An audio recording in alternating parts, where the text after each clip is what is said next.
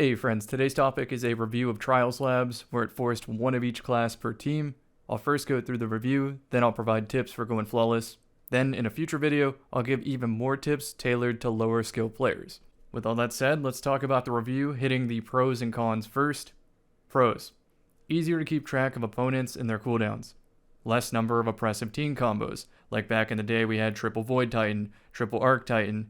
Recently, we had triple Knucklehead Prism Hunters with Smoke Swarm, and if you're very unlucky, you can still catch triple Behemoth teams. As for solo queue, another pro is that there are fewer bad Invis Hunters to ruin what would otherwise be a good team Invis play.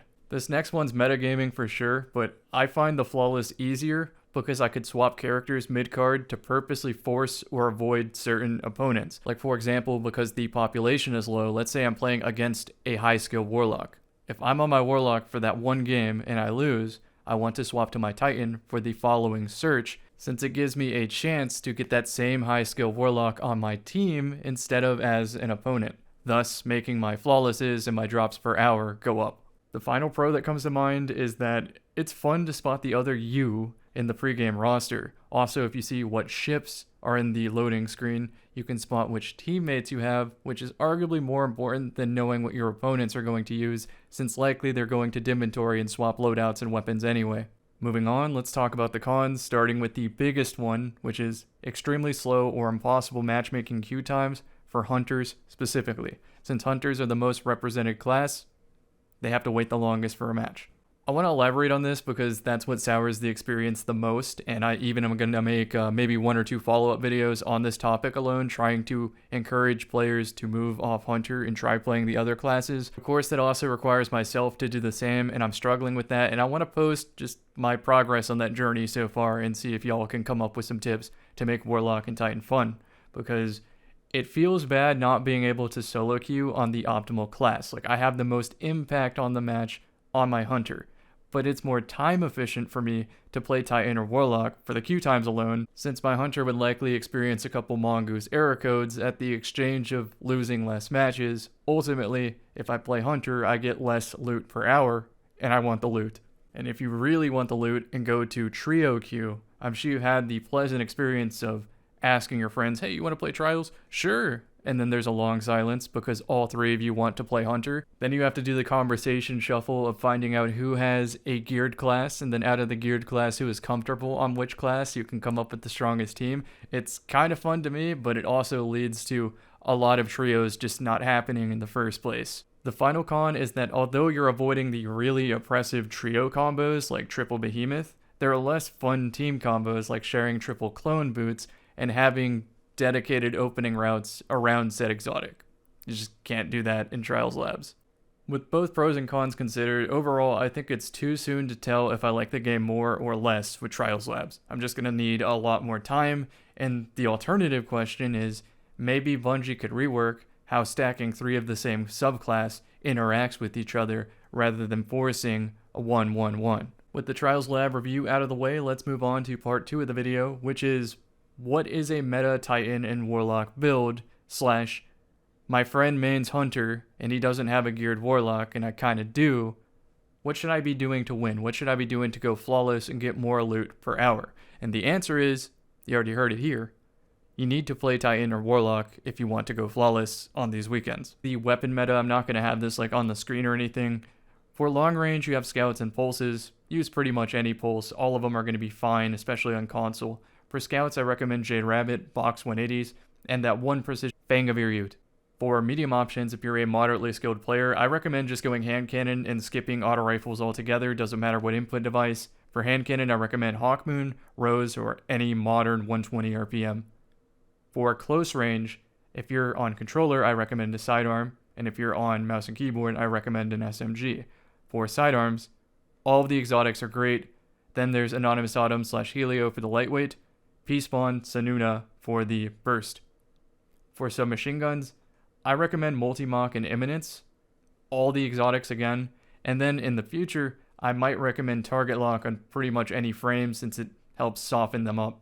For special weapons, any precision or slug shotgun with a good mix of range and handling perks, any fusion rifle, it does a lot of the work, dealer's choice for whatever sniper you use, it's all by feel, And then finally, if you have an exotic slot open, I do recommend using Shap, Duality, or Conditional Finality. Now, editing Cammy could have put all this on the screen, but honestly, I feel like most of you are driving to work anyway.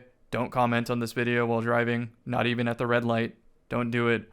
But wait till you get home after adding this to your watch later and put the comment there. Driving to work gang, doing the dishes gang. I see you, I appreciate you, and you should also do your homework if you're a student. Don't procrastinate on that. It'd be so much better to game after.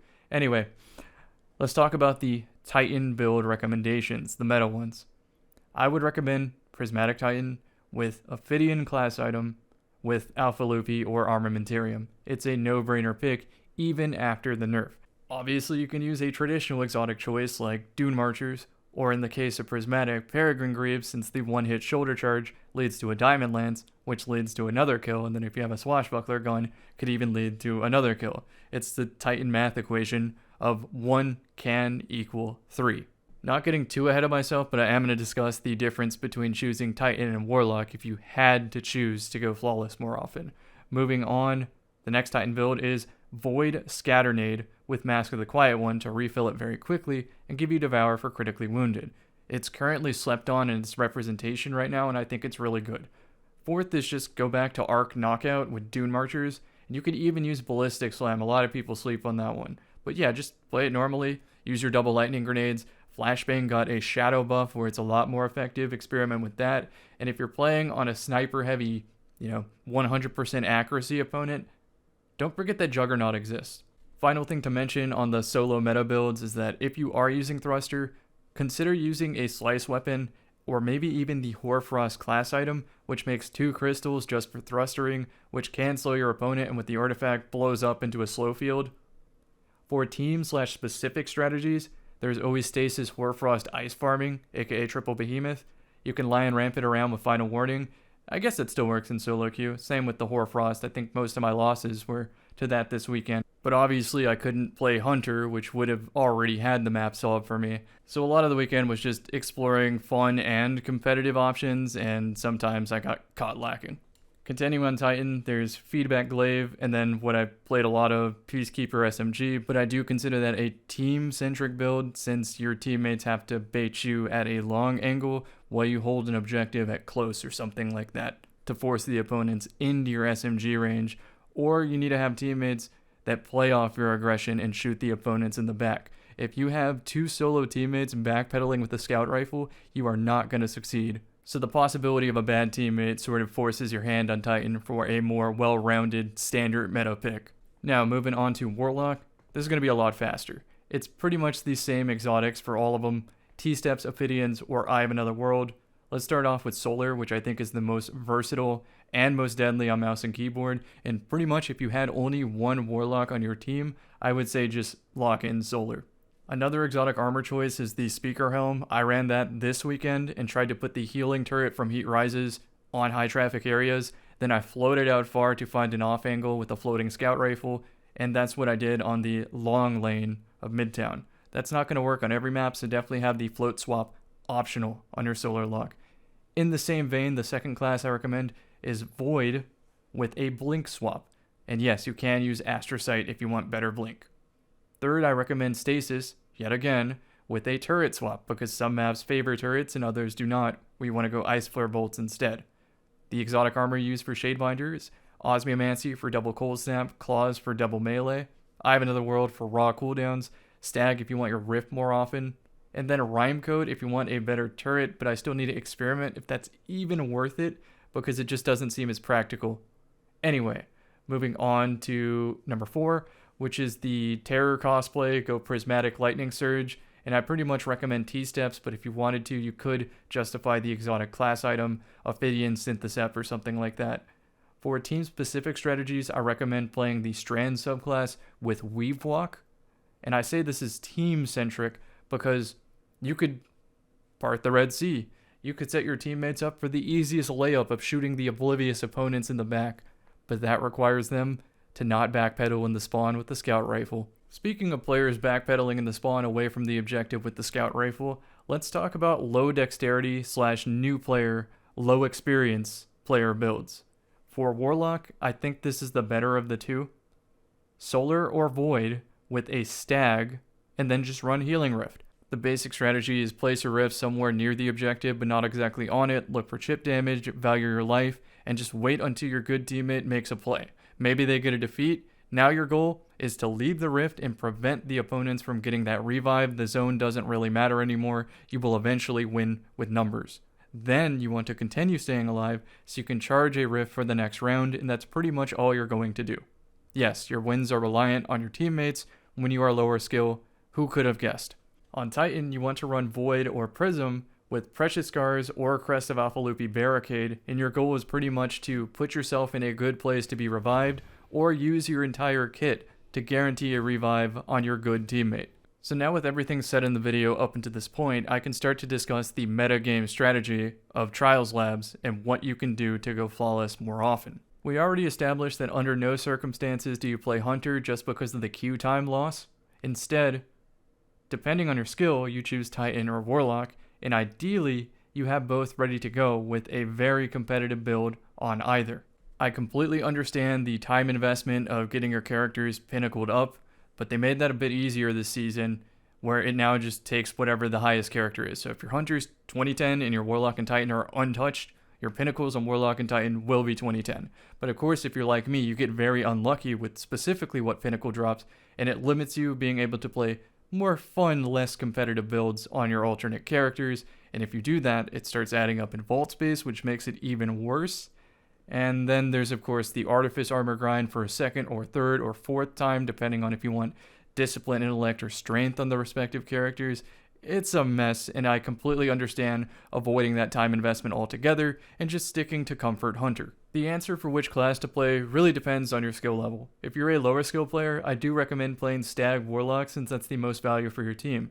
If you are a mid-skill player and can answer the question of 1 equaling 3 on Titan, then you should play Titan. If you are a very high skill player, I recommend playing Warlock instead of Titan because Warlock has many more counter pick options for whatever the enemy team composition happens to be. Titan is probably the best class, but it's very linear in what it does, and I do feel like you're rolling the dice with the network, which just isn't a high skill game plan, even though it will net you a lot of flawlesses. Finally, and I've already said it in the video, the Giga Brain plan is just to play both Titan and Warlock and swap depending on what the population is at the moment. If you're getting the same 5 players every other game, and you know most of them are high skill Warlocks, you should swap off Warlock because otherwise you're guaranteeing that they will be your opponent. If you swap to Titan, there's a chance the high skill Warlock is your teammate. On the flip side, if you're on a Titan and you notice that your previous opponent was a low skill Titan, just stay on your Titan since the population is low and you'll likely catch them again in the next match, thus forcing your future opponents to have that Titan on their team. Obviously, that would be a blowout match, but I'm not there for competitive matches. I'm there to get the loot because that's the system Bungie designed, and I would just play a competitive playlist if it was balanced accordingly, but it's not. I'm literally just there for the loot. So a tip I have for high skill players is that know that the matchmaking is completely random and it's just going to distribute randomly. So if you happen to catch 2 significantly low skill teammates, that's perfectly okay. The match is still winnable, as long as you don't let your opponents know how low skill your teammates are, which means right from the get-go, you got to start off very hot. Like I said, I was hitting 89% this weekend, so some matches, they would have the significantly better team, and I would win anyway because the first 2 rounds I popped off, and then they just gave up when they realistically could have just said, wait a second, we don't have to fight that player anymore, we can just fight his teammates instead. The next time-saving tip I have for the mid-skill player, and that is choosing the correct card for your time investment. Persistence, if you truly think the odds are grim, you can do a persistence card, you'll get 1 adept, but you won't be able to farm it. However, if you, after that persistence card, complete any other card, you're allowed to farm the adepts, and it doesn't break your double mercy. If you're starting off trials really early in the weekend and plan to play the entire weekend, try a ferocity card if mercy hasn't been working out for you, because it'll reset you back to 3 wins if you make it 3-0. Then all you have to do is go 4-0 for the rest of the weekend. If you think about it, it's 2 different opportunities to have a first match. And the first match doesn't matter because if you know you have the weaker teammates, you can just run it down mid, play a fun loadout, and get it over with, so you're not wasting time trying to grind what would otherwise be a near unwinnable match, and trying to take that to a 4-5 loss is just a waste of time. Trials is not built to be a fair system. Sometimes you can immediately tell when the blowout is going to happen. Don't take it out on your teammates or your opponents. You signed up to be in solo queue instead of grabbing a trio. Anyway, friends, that's where I'm going to end the discussion on Trials Labs and what you can do to optimize your drops per hour, etc. In the future, expect 3 videos from me, the first being low skill, trials, build crafting, and basic strategy. The medium skill, same exact video. And then the high skill one is going to be different. It's going to talk about more the psychology of it and breaking the script and coming up with creative ideas and stuff like that. That gives you an edge against other high skill players, because you can't just follow basic strategy and have success in high skill lobbies. You really need to be doing something else, like giving up and becoming a cheater. I'm kidding. The big takeaway from this video is that you can spend a few extra hours gearing your Titan and Warlock properly to save you many hours failing the flawless card. Best of luck, friends, and I hope not to see you in the Trials of Osiris playlist, because I just want to get my loot and go somewhere else in the game. See you in the next.